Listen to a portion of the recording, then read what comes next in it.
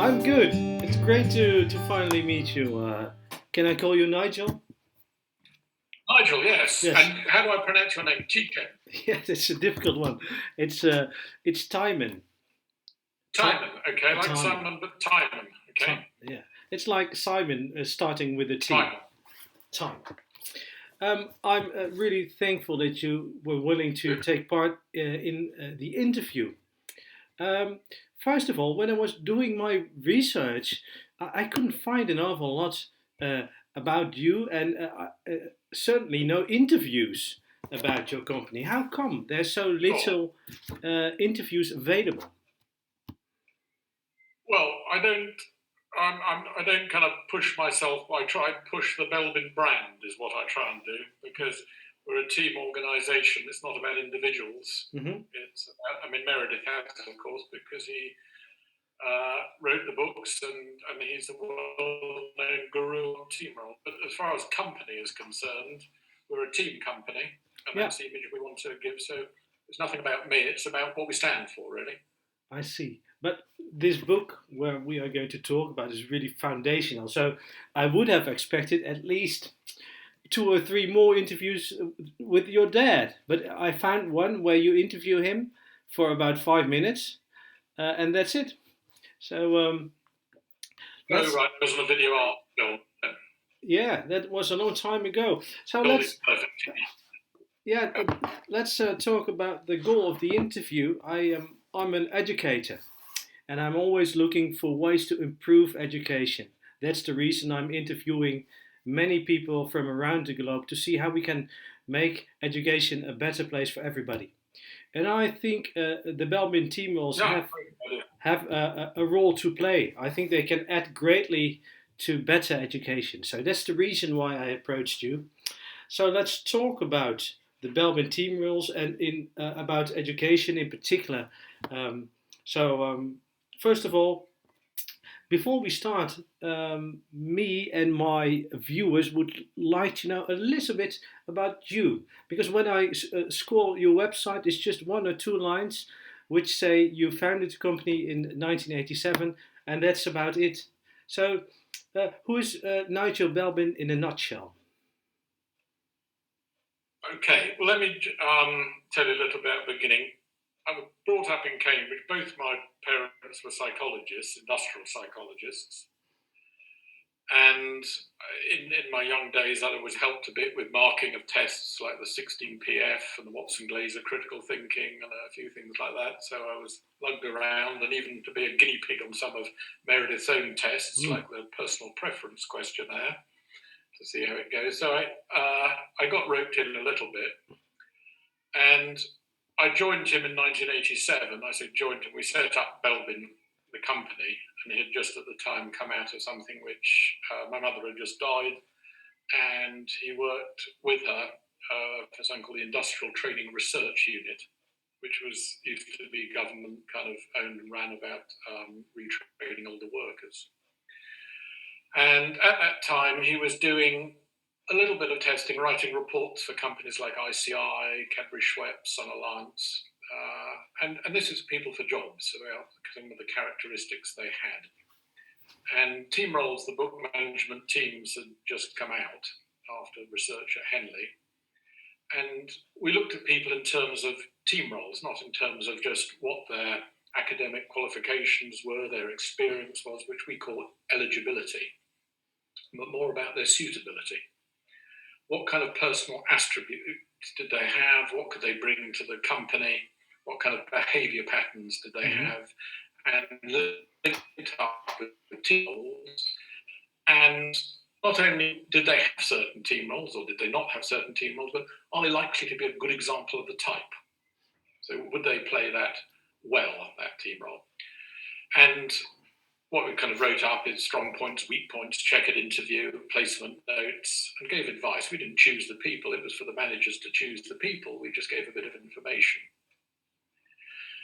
And we had a test at the time, which was a self reporting test, which was a way to fundamentally call the self perception inventory, which has changed a bit over time, to look at the way people believe that they contribute to a team.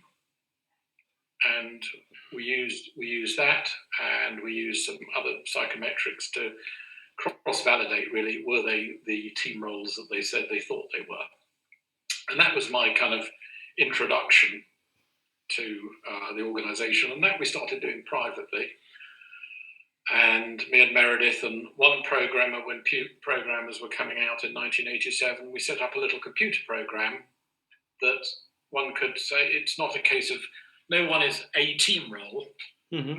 It's a case of they're a combination of things. They're a fingerprint, really, of the kind of aspirations they have to play. And what does it mean if someone's a high shaper, high monitor evaluator, low team worker? What kind of behavioural characteristics will they display? So it's not as simple as I'm one of those or I'm not one of those. It's a kind of complex mosaic, really, of what people are and what they're not. Does that answer your question, or is that a bit too long? Well, yes, it does partly. But what's your background? I mean, it all started in 1987. But how did you? What did you do before that? I mean, there was a. Well, before that, I did business in London. I worked for tour operators. I worked for abroad for a while, and I wasn't in that profession at all.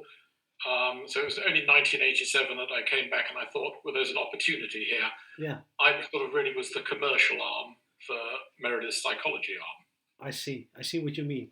So you said both your parents were psychologists, and sometimes your father brought the team roles back home. So how did that work? How did he use team roles in, for example, family life, because they are applicable in many fields? Absolutely. So, I mean, one can talk about, people ask the question, well, do you talk about team roles all the time? Well, I hope not to. I mean, there's other ways to measure people and look at people. I hate to think we're totally obsessed by team roles. But it certainly is a way to look at people in the workplace and where they can contribute and how they can contribute. But certainly the conversation used to, I mean, one thing for sure, I think, is what we were always interested as a family was about people's characteristics and how they can contribute and how they can put their best foot forward. Yeah. I was wondering, in 1987, pre-1987, there were teams as well. Many for centuries there have been teams. So there have been science, and there have been companies who improved teams. So what was available at the time in 1987? What did your competition look like? Well, there wasn't a lot of competition, really, because going back to the book and the research done at Henley, and going through the things, it was experimental in its search. So, I mean, in those days, people used to think, well, if I put the 4 cleverest people in the team together, they should do best. That's it. And as the research in Henley found out, so we did kind of tests of different intelligence tests, the 4 cleverest people didn't necessarily get the best financial results as a company. No. But the interesting thing as well is, nor did they ever come last. Yeah, well, that's fascinating. You in this book, the NASA syndrome or the NASA complex is mentioned, and where you put the cleverest people in the room, and you don't get the best results as one would expect. That's right. The Apollo team. That's it. NASA Apollo team. Yes. So before 1987, we were really IQ minded or test minded. I think I'm not even sure. In a lot of the time, when people getting jobs, it was by tests. It was about IQ. A lot of the time, it was contacts, who you knew. I think we've got a lot better at putting the right people in right jobs now. I think we used to do that in a terrible way. Who you knew, where you'd come from, connections, and really, I think over a period of time, especially chief executives, they have got better over a period of time because we've been very careful in their selection. But what you describe still applies to so many companies. I mean, when I read ads, there's still bad ways of doing it, and there's nepotism, corruption, but we try and put the best methods in place. I see. Really. And another thing, of course, we used to watch, came out a lot of the time and still does, is the most dominant person comes out to be the boss. You mean, Which do you want someone to be the boss who's got the loudest voice or the yeah, most dominant person? No, not necessarily at yeah. all. So 1987. Now we're in 2020. Um, what has happened in between? I mean, first you started, I can imagine, very locally, and now it has become a worldwide brand, which has um, offices in many countries. So, how did it develop from a local party into being such a global player? Well, what we did is we put a program together, which is really was the kind of expert in the system, so a computer system, uh, which is now done via the internet, and it gives advice. So inputs and outputs really. And the inputs were first of all the self of how do you see yourself? Where do you think you can contribute in the team? Where would you consider what you do? How do you behave in the team? But in about 1988, kind of chatting to my father, well, we talk about people talk about validity of tests and how true it is. But one thing, what people need to do in the workplace is learn about themselves. So no test is any good unless you have observer data coming in as well. How do your work colleagues see you? And there's no good just one person coming in looking at you. You need lots of data coming in. And how do all your teams see you? How do they see you behave? I know you think you behave in a particular way, but how do they see you behave? And that was added to the system. So you had a self plus observers, Four. and that gets quite Yourself? four or more. Well, the system worked best on four or more observers. Yeah, because without that, we're saying we haven't got enough data to really say what that person is. So effectively, it's as many people as you can get to work with because you're finding out the true information of how you behave. So this is all put together, and it then gets fairly complex. What happens if the self doesn't agree with the observers? What happens if the observers don't agree with the observers? What happens if everyone agrees with each other? Is the person a good example of the type? What are the combinations? What does it mean if someone is a very flat profile? Does it mean they're versatile or they're not any particular example of a particular type? And we spent years writing the outputs on this. Not only outputs of individuals, but outputs of teams. So what happens if you put A, B, C, D, and E together? Mm-hmm. What's the strength of that team? What's the likely weakness of that team? What are the kind of things they should be doing? And the third input we put into the system was about jobs. What is a person who's looking for someone in the job? What kind of behaviours do they want? And all this can be used educationally. You may be not making the decision of saying, well, who should we put where, but you can let the person learn about the self, how they're coming across to other people. They can use it for development purposes of, oh, I see what I've got a propensity for, and I'd like to be a good example of the type. How do I do that? Or if I go into a job, if I go into a job, what kind of behavior do you expect of me? Because unless I know what you want, I don't know how to behave in the right way. Do I feel comfortable behaving in that way? So these are all issues for discussion. It's not categoric. It's something you can use to understand individuals better. And really what we talk about, you're asking how do we get worldwide? What I think we've given over a period of time is a language to talk about people. Not they're a good or a bad manager. Well, I think they're a good example of a shaper, but they're rather they're a little weak on the monitor evaluator side. Mm-hmm. So you can you know the person, how they're likely to react before they come into the room. And so we're giving a language to talk about people. And you say, well, how did it get worldwide? Well, I don't know, for instance, in the Netherlands, whether this would be accepted or taught before we've got it out somewhere, or less so, say, in China or Japan mm-hmm. or anywhere else. Would it be accepted or not? I've no idea because every culture is different and maybe they don't. But the surprising thing, it has been picked up right across the world now, which is fantastic.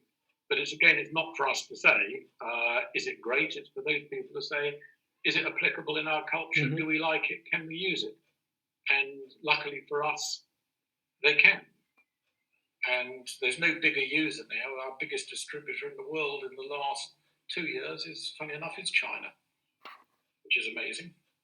So they are universal team roles. They they are applicable across many cultures. They seem to be. It's not for us to say they are, but there seems to be. Hmm.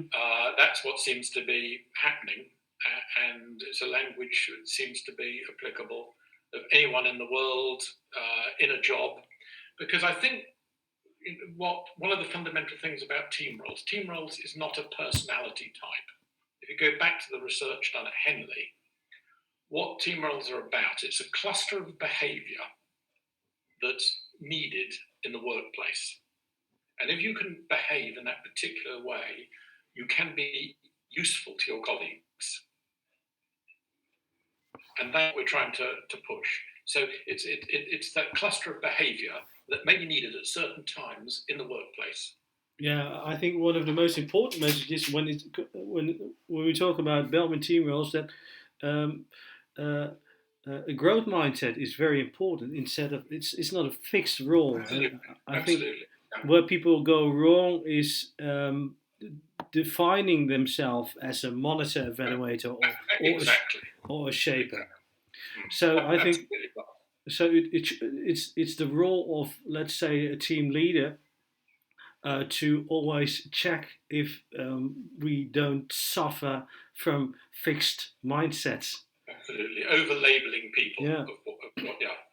It's because I think if you label people too much, it's what we don't want to do. We talk about here, and the word in English is a propensity to a certain role. Yeah.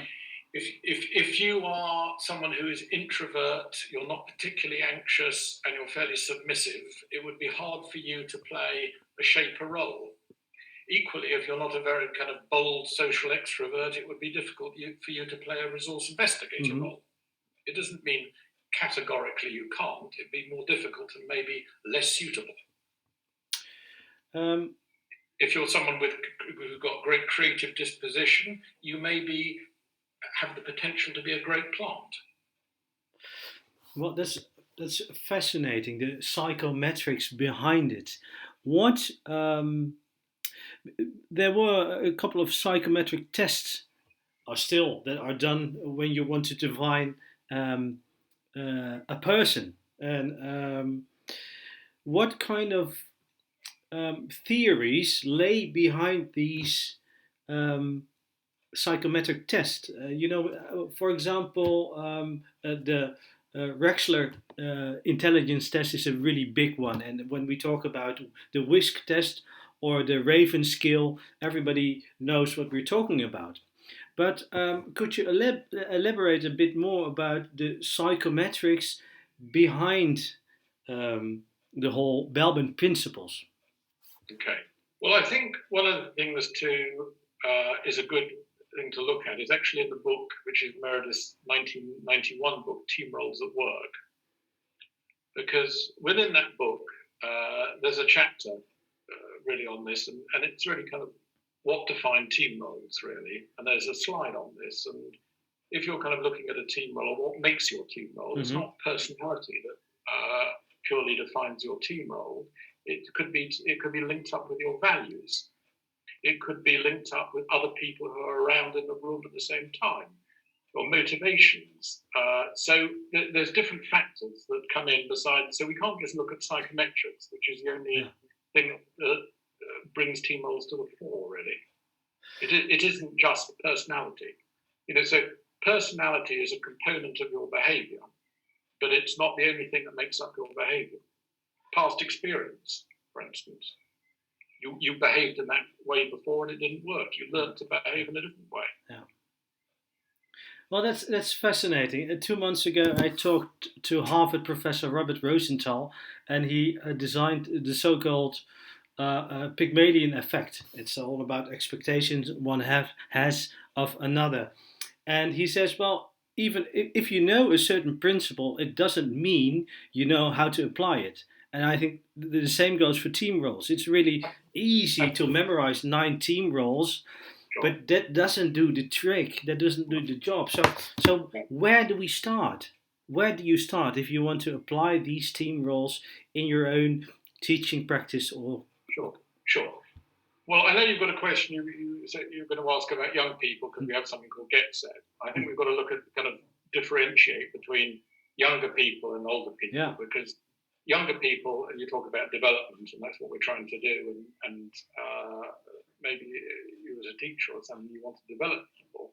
You do not want to label people. So I think it's how it's looked at. Well, what sort of people you're looking at? First of all, if you start with children,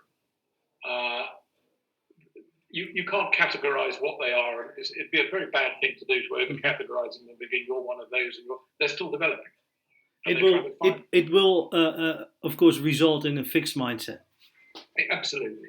So you're trying to develop the people. So more what you're trying to do if you're dealing with children on our Get Set program is explain to them the kind of how they could be useful in the workplace and how they could behave in particular ways, and make themselves good examples of the type, and don't fall for the common mistakes that people do when they play that kind of type.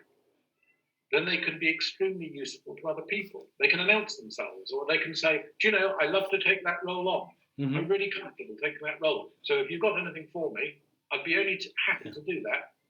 Yeah. And the other side of it is what we try and do is, in a lot of cultures, you have this idea of you've got to hide your weakness. Everyone has weaknesses. We all have weaknesses.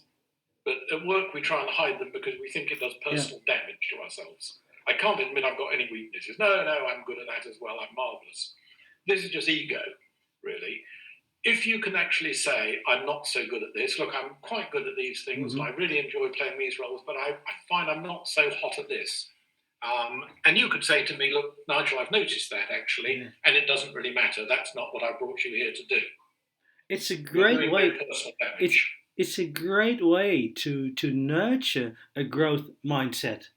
To Absolutely. Say, I don't master this role yet. Yet is the magic word. And if I do the effort, I can.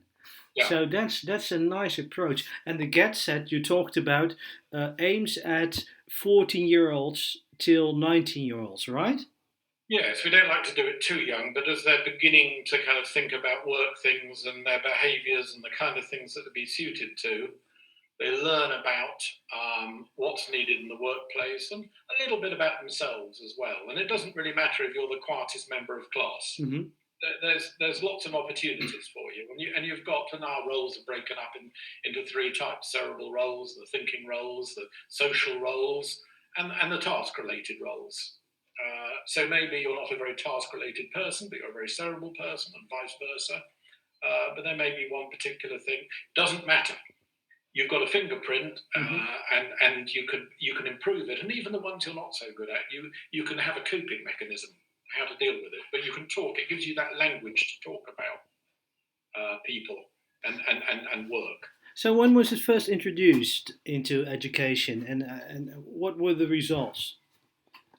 Well, we've put Get Set out in the last 10 years, really. So it's the same process, but the reports are slightly different because they're feeding back in a different way. So it's a small part of our business compared. I mean, I think it's a growing part of our. It shouldn't be a growing part of our business because it's very useful. It's just, as you say, it's got to be handled carefully because what we don't want to do is label children. And you talk about development, it should be used for development. You should isolate the task. This is the task at hand, and these are the roles available, and you can pick one. Exactly. And we have exercises, so there's games out there like Contribute, Cooperate, which are games these people can play. So they come along and they try these exercises. So we have a game called Contribute, and basically that's got 9 different exercises in it, one for each team role. So maybe 9 people in the classroom. They decide who's going to take on what role. But the whole thing, as a team, the success is measured as a team. They've got to complete these 9 tasks in a period of time. So where did it all start? Education. You said for about 10 years you've been working with Get Set. So what results has it yielded so far? Well, we've used it in education before because, of course, it's been in business schools, colleges, universities. We've had that for a period of time. I think if you ask Lisa, who runs our kind of Get Set department, what are the successes? It's made what it's done to children. It's made them a lot more confident. because they feel they can contribute. If someone feels they can contribute in society, in work, they feel a lot more confident about themselves. So that is the aim. Yeah. Well, one of the quote, I sent you a quote which really struck me personally.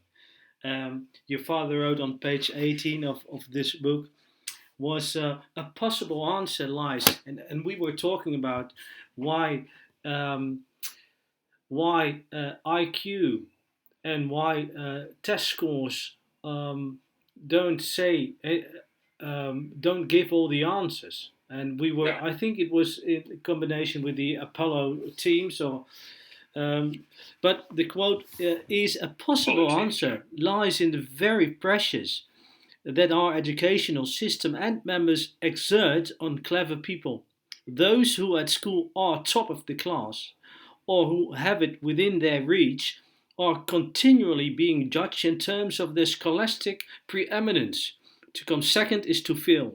Beating the next person is the name of the game. Difficult problems excite the greatest rivalry and so destroy the bounds of mutual cooperation and complementary functioning upon which the success of a team ultimately depends. In other words, over concentration on coming top of the class provides an unconscious training in anti teamwork. That's quite something. yeah. And that exactly pinpoints the weakness of our system today, in my opinion. What's your Yeah. view on that? Well, On that? you make a good point. At one time, you're saying on the one hand, there's nothing wrong with healthy competition, Mm, but you can also argue that if someone's top of the class, then everyone else isn't top of the class, and they don't feel so good about themselves. mm-hmm. And just because they're not top of the class does not mean they will not go a long way in life, because there's so many things they can do. It's not personal. I'm sure if you took records, which I don't have at hand, but if you took records of everyone who's been top of the class, they're not the people who've been necessarily the most successful in life Exactly. after class, because there's so many other elements that come into it.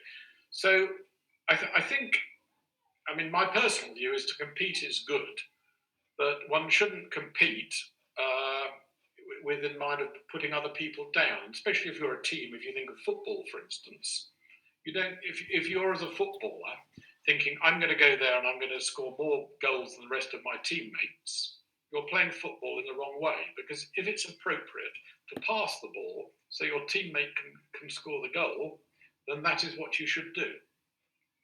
Because you're playing, the ultimate thing is you're playing for the team, you're not playing for yourself.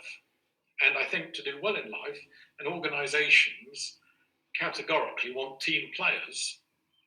They don't want people who are just individuals and all they care about is their own ego. The fascinating thing about Dutch education, which is my specialty, is that we only judge people by their individual merits, by their test scores, and teamwork is never valued the way it should be. I mean, you never have a SAT test where people have to work together and do Absolutely. joint results. So, Let me tell you one little thing about talking about, which I totally agree with you, your point, by the way, absolutely right. When in my early kind of days working with Meredith, we went to Cadbury Schweppes to look at the management teams, the fast flyers coming through, and we ran. You heard of the game Teamopoly, which was done, mhm. which was a version of Teamopoly. It was a follow up from the executive management exercise. Exactly, but this one we've kind of developed a bit more. So basically, as your team, you had to make a financial success in a period of time, which was about 3/4 of a day. You had to come up with the best financial results, and it was basically usually it was 4 teams of 4, 4 teams of 5, and the one that was the winning team won the whole thing. We made it pretty competitive, and we got a lot of clever people on this because people applying for these positions were Oxbridge graduates. They were all pretty, with high IQs. Some of them were very dominant people. But what actually found, and then the managers then decided who they wanted to have in their teams. And from watching this, and they watched this game being played, and what happened, in spite of people's intellect, their dominant characteristics, their drive, and their want to win, when it came to selection later, what the managers really wanted was someone who was acting much more as a team player. That was more crucial, that they could, if they're going to fit into an organisation, they must be a team player. And so it wasn't necessarily the person who had the best scores, the most dominant, very impressive, spoke well. If they weren't a team player as well, they were not appreciated by their managers.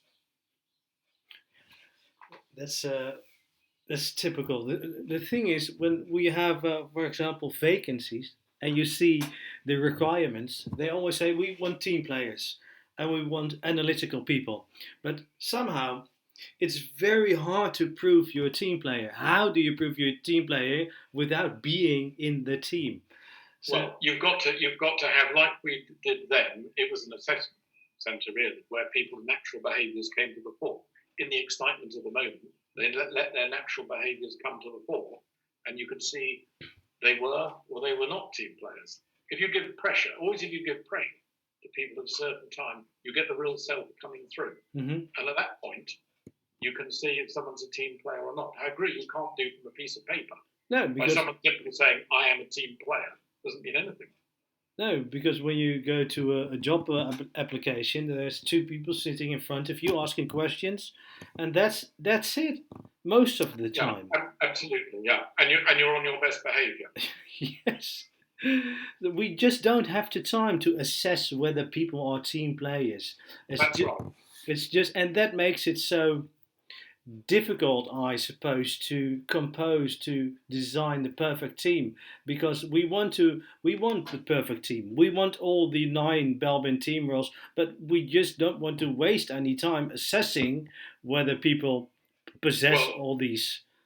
I would argue, on the contrary, we do want to spend time doing it, because if you're going to employ someone for 30 years, what is absolutely critical is who you select. Mm-hmm. You want to make good selections. Whether you're selecting your football team, you want the best footballers around, and that's why you're paying so much money. You do in your work teams as well. You want to be very careful with your selection. And we talk about eligibility and we talk about suitability. And eligibility is criteria that you can see on a CV. You came top of the class, you got a very good degree. And suitability is more about team roles and behaviours. And it is very important. I don't know, we have a phrase in the UK, I don't know if you have one in the Netherlands, it's the same thing, is you're employed for what you know, and you're thrown out of the organisation for who you are. Okay. Do you have that same kind of phrase in Netherlands? No. But it's never because you don't know enough about you're employed for what you knew about your experience. Yeah. But that's not what went wrong. Usually, it's how you behaved in the job. Yeah. I see what you mean. Yeah, it reminds me of the Peter principle. The people. Absolutely. Yeah. Well, that's another story. Yeah. Let's move to the future. So today you are facing some major crises: climate, Brexit in your case, and COVID-19. Yeah. So, what effect does COVID-19 has on your company, or maybe your life? Well, it's difficult for all, really, on this COVID crisis, because it's ruined economies worldwide, mm-hmm. really. In terms of ours, because we kind of do a lot on the internet, so that's okay, but training has suffered in a big time because people are working from home. Mm-hmm. So, of course, one of the things people talk about is virtual teams now, because it's all done on Zoom. We're having this interview on Zoom. Yeah. So we can get by. And you could say, well, it's good because you haven't got to fly to Cambridge and mm-hmm. waste so much time doing it, or I haven't got to fly to Holland. So in that respect, it's good. But I think at the same time, if you're talking about human dynamics, and people say, well, they can work just as effectively, not all in the same place, I'm not so sure, because I don't see you build up so much bonding with people. Mm-hmm. I think some of these little idiosyncrasies one misses. You can't have just off the cuff conversations quite so much. So it is having an effect, and hopefully not for much longer.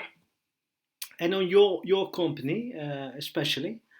It's affected us, yes. I mean, I'd lie to say it hasn't.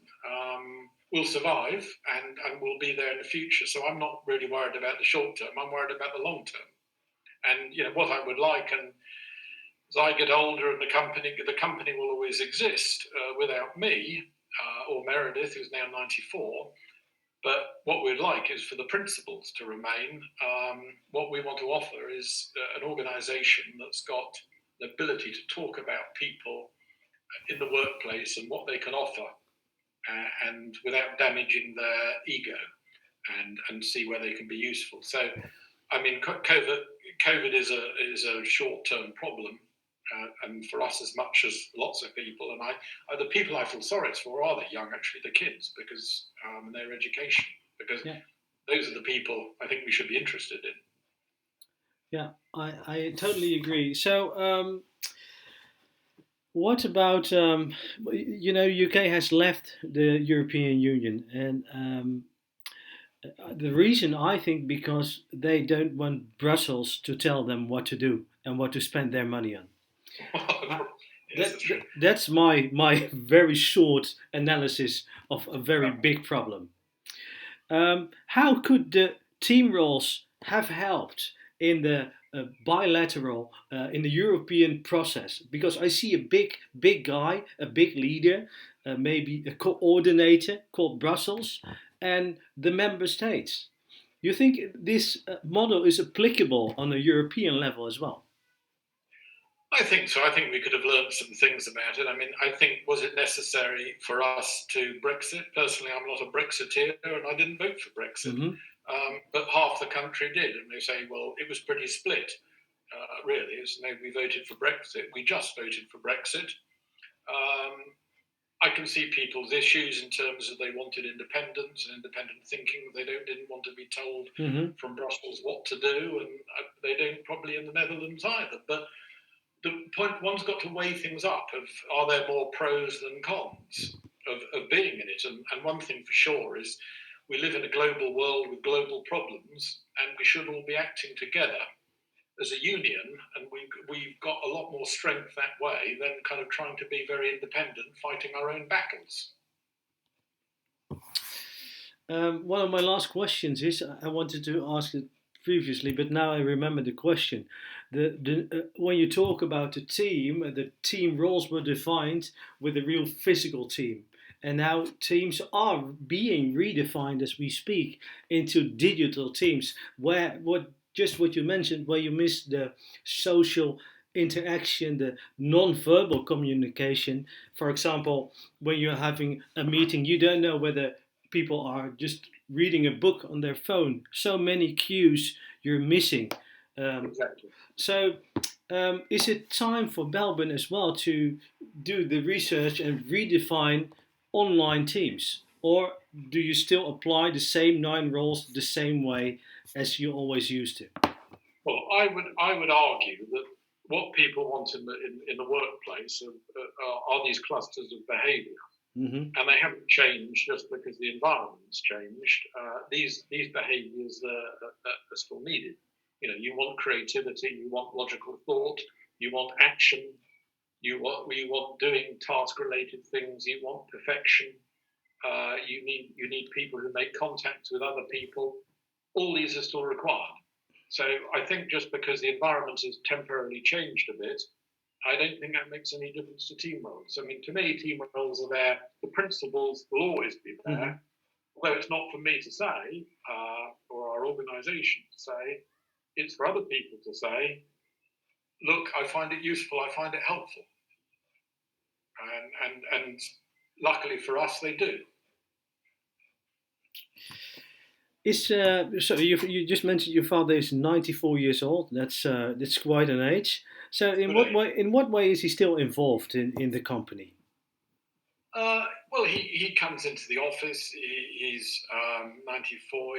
He's writing little bits and pieces still. So he's still, he's still, involved in how much he can do. But of course, it's a struggle with age because 94s. Interestingly enough, I've been talking about someone else who's 94. David Attenborough. It was a kind of same year, same college. He's 94. Big fan of David. Well, they were kind of same college, same year. They were in the same rowing team, right? But yes. But I think age does catch up with you, and I don't know because I don't know kind of behind the scenes what David Attenborough is like, but he won't be going up trees in Borneo No. anymore. Now, some passages in the book are really they could be literature.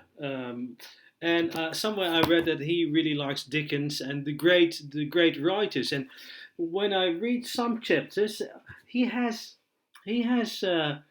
possibilities. I mean, he's really how do you say?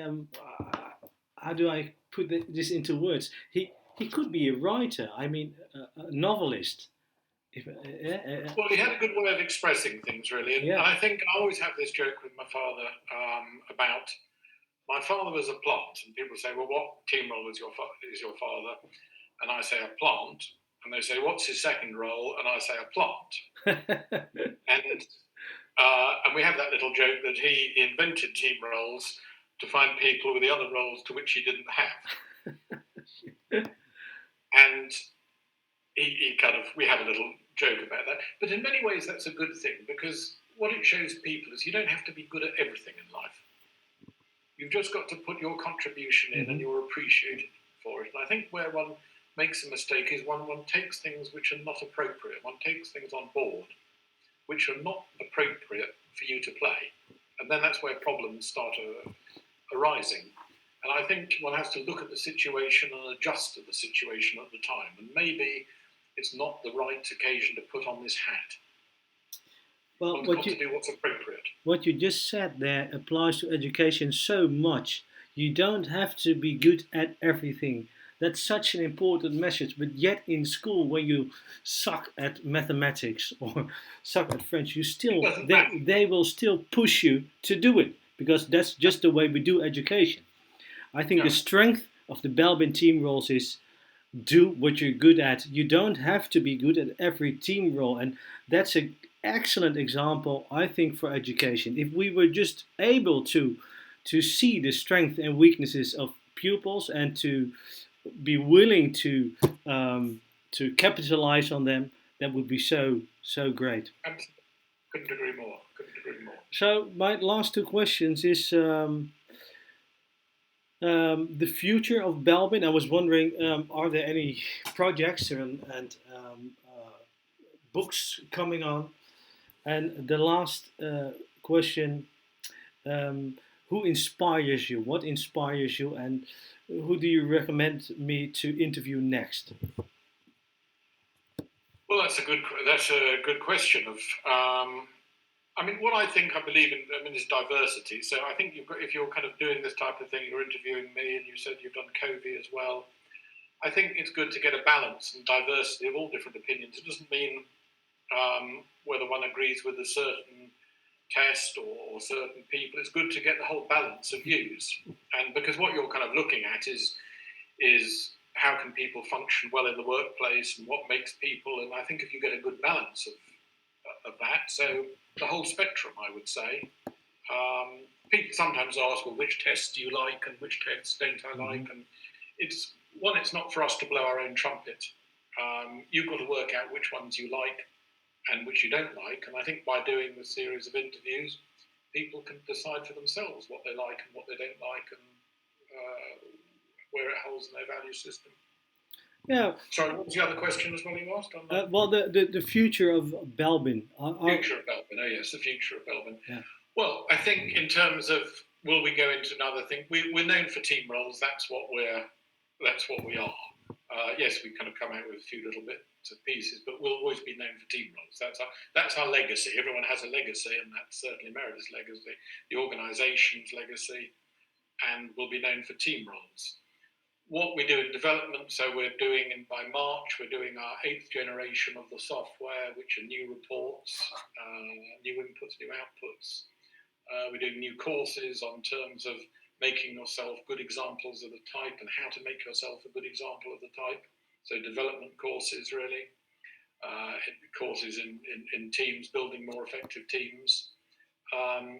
That's what we're known for. And if we can help in a little way, on a very small scale to people, and get people to understand, as you said earlier, it's not important for you to be brilliant at everything. You've just got to contribute where you can so you can feel good about yourself.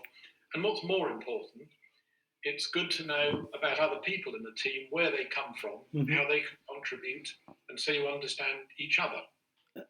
And as I say, as an example, the final thing, if I tell you the person who's going to come in now into the room, they're extremely high shaper and they're very low team worker. And they came in and they were just suddenly a bit rude to you. You wouldn't take it as a personal insult. You'd have seen that from their profile, and it's not a personal thing, not being rude to you. That's how they act in the first place to most people. It's not personal. And that's, so by understanding how people their fingerprint of team roles, you can understand the way they're behaving or the way they're thinking.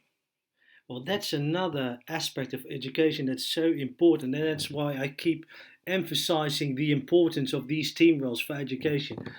To understand your team members, to create empathy, to value the other person. That's a major task for education. And once again, these team roles seem to provide that opportunity. Great. Yeah. So I'm a musician by trade. And I read in an interview that your father's favorite music are Chopin's Nocturnes. And this is a great piece of music. So let me end by asking, what's your favorite music? Well, I think my favorite music, I'm afraid I'm a generation apart. So probably I do like classical music, and I do like Chopin, but I've got a kind of range through, as my daughter says, Dad, your music kind of taste seemed to stop in 1974. So I was brought up in the kind of Rolling Stones and Pink Floyd and things like that. But I think it's generation. But I like to think I have a broad taste as well, and I do like classical and I like musicals, and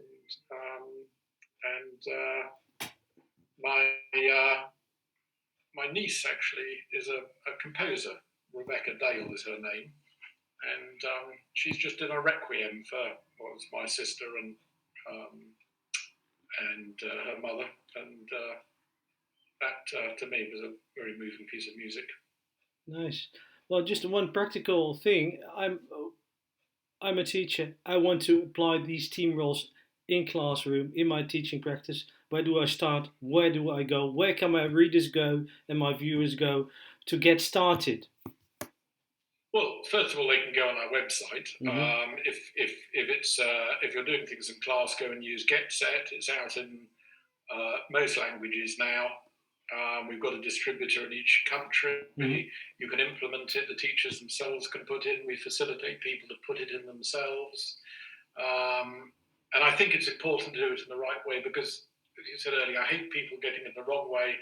They label someone and they label for life, and you can do some more damage than that. Especially with children, it's all about development and show how they can contribute. All of you can be incredibly successful, and you can be a good example. There's a role for you somewhere, and more than one role somewhere, and you can grow into a role.